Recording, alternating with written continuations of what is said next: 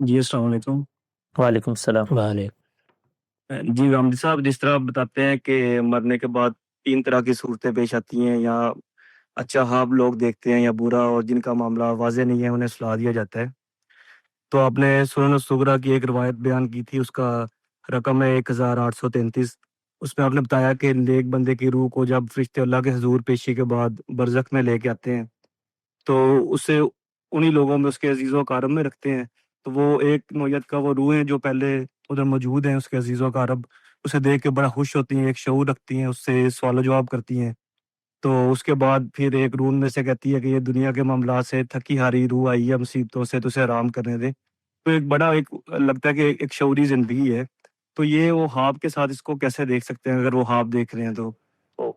یہ خواب میں بھی ایسے ہی ہوتا ہے، باتیں ہوتی ہیں، جذبات کا اظہار ہوتا ہے، لوگ ملتے ملاتے ہیں، سب چیزیں ایسے ہی ہوتی ہیں۔ خواب سے مراد یہ ہے کہ جو کیفیت خواب میں ہم پر طاری ہوتی ہے اسی طرح کی ایک کیفیت وہاں بھی طاری ہو جائے گی۔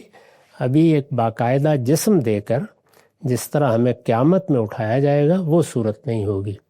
چنانچہ قرآن مجید نے خود اس کو بیان کر دیا ہے کہ جب لوگ قیامت میں اٹھیں گے تو وہ جو بدترین لوگ ہیں ان مجرموں کے بارے میں بھی یہ بیان کیا گیا ہے کہ وہ اٹھتے ہی کہیں گے من بعثنا من مرقدنا، یہ ہمارے سونے کی جگہوں سے، خوابگاہوں سے ہم کو کس نے اٹھا دیا۔ تو اس لیے یہ قرآن سے واضح ہے کہ لوگ سوئے ہوئے ہوں گے۔ سوتے میں جب آدمی کچھ چیزوں سے دوچار ہوتا ہے، دیکھتا ہے، وہ سچے خواب بھی ہو سکتے ہیں، واقعات اس میں دکھائے جا سکتے ہیں۔